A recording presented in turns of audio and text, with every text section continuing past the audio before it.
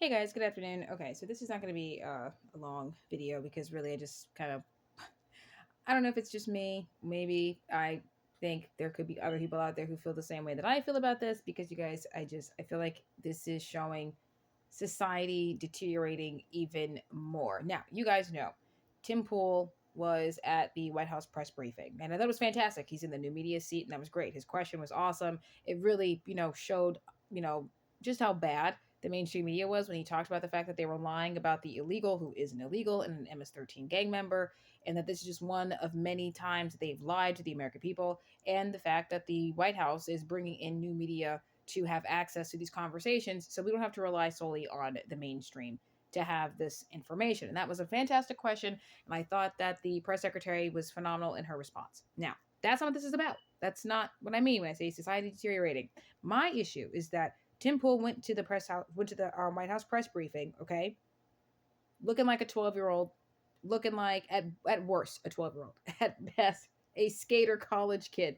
Could you look the part, please? Now, I think Tim is amazing. I'm a subscriber of his. I love watching his videos. I think he has great conversations and he's incredibly smart, incredibly intelligent. I think he's leading the culture as it relates to business on YouTube, or do you go to Rumble? He's asking tough questions as to what new media business should look like outside of traditional forms of what you're seeing, like with even with the Daily Wire, right? Like he's trying to do something different, a different type of business model that isn't as traditional as Daily Wire, to have something different. Talking about contracts, having access to the press briefing is amazing. Inspiration all by itself. That's fantastic. So huge part of the movement, and I love it.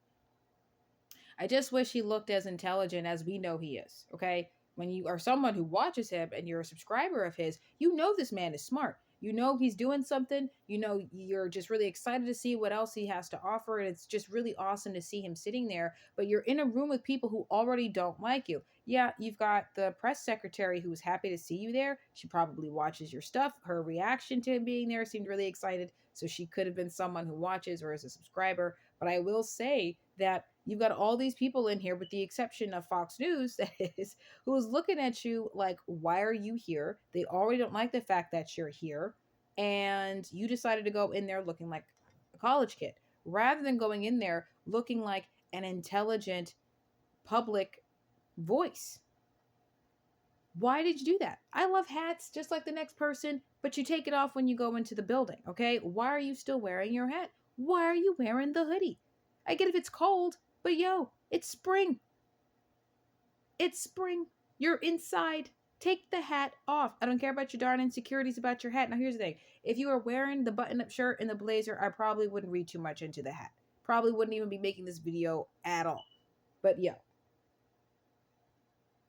if we're going to walk into places like the press briefing room and you are not going to dress accordingly, then this is a problem. And here's the thing, you were one of the biggest critics, Tim, about Zelensky meeting President Trump and not wearing the suit because he was trying to play a role, play a part. I don't care if you're trying to play a character, you still wear the darn suit. I don't care that you're not sitting across from President Trump. You need to wear the suit. Now, I'm not telling you to wear tux, but I would have tolerated some khakis and a button-up shirt and a blazer. I would have tolerated that. I would have tolerated khakis and a button-up shirt with the hat off. I would have tolerated that. And we wouldn't even be making this video right now. I would not be making this video, having this conversation about Tim specifically. It doesn't mean that I don't still think that there are problems with people just not caring about how they look when they go out into the public. We got people wearing the hair bonnets, okay? Women, men wearing the hair bonnets when they go to the mall, when they go to the grocery store. It bothers me. Wearing pajamas to the classrooms, wearing pajamas on the airplane. It bothers me. Wearing gym shorts and crop tops to the bar because it was too much for you to really put some thought into your wardrobe when you went to the bar. You don't got to wear the ball gown. You don't got to wear the tux when you go to the bar. But do you realize that there are businesses with dress codes? You can't go to the Rainbow Room and not be dressed accordingly.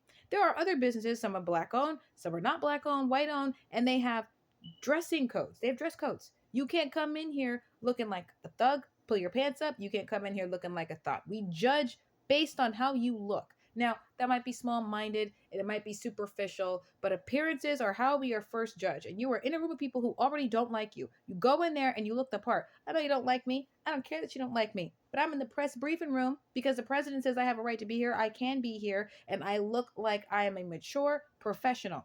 That's what I needed to see. You're intelligent, Tim. I like your work. Love your work. I'm a subscriber to your work. I love your work. Okay? You're asking good questions. Okay? You're asking good questions both in the press briefing and on your podcast, both in your work. You are just proven every single day why new media is nailing it. Okay? It's amazing. But could you please go into the press briefing looking like a professional? Because that's not it. You'll look like a college kid, and it's not okay. It's not okay. Now, you guys in the comment sections to let me know if you think I'm being crazy about this. But I think this is just another example of people not taking the role seriously. You got Senator John Fetterman of Pennsylvania, who decides he's going to wear hoodies in every damn interview he does. Okay? The man pretty much ran an entire campaign in hoodies and basketball shorts. I've only ever seen that man in a suit maybe one time, and that was when President Biden came to help him campaign. That was it. Because, right, I can't meet the president in basketball shorts. Like, what is it that we only got to get dressed up for the president? Like, we can't be dressed for the position that you have in office, for the position that you have in life.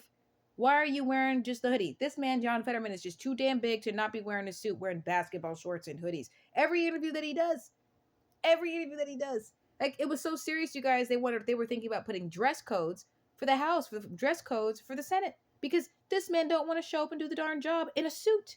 You're going to go to the White House press briefings and you're going to wear a hoodie? You're pissing me off. You're driving me crazy. No, not pissing me off. It's just like, yo, Tim, I love you. And I just really wish that you wore a suit. Moving forward, please take off your hat or wear the suit if you're going to wear the hat. Wear a button-up shirt. Please dress like we've got some sense. Dress like we care about our professionalism, okay? I take my hat off when I go into the building. If it was me sitting in that chair, I would not be wearing a hoodie. I wouldn't go in there wearing jeans. I'd go in there looking like I had some sense and some professionalism. You're a smart man. I just wish you looked the part. You guys get in the comments. Let me know what you thought about this. Because, again, maybe it's just me. Maybe it's just me. It's possible that it was just me. But I don't think so. I think this is a serious, maybe not serious, but I do think it's a problem. I don't think that we live in a society that actually cares about how we look. I'm not saying you got to wear the ball gown or that you got to wear high heels to the grocery store or to the mall. I'm not saying that you got to wear the tux when you're sitting across from the president or when you're sitting at the press briefing room. I just wish that you went into a room full of people who don't like you and looked like I belong here. And not just off the fact that you have the right to be there. Yes, you got the right because the president and this administration are saying you should and do have the right to be here. But please look like you do. That's all I'm saying. Let me know what you think. Love you guys. I'll see you later on an episode of Archie's Briefings tonight. Love you guys. And if you guys want to subscribe to the website, Archie's Financial Briefings, the link is in the bio of my YouTube channel. And I will be putting the link in the description box of tonight's episode of Archie's Briefings. Love you guys. I'll talk to you later. God bless and Kepla.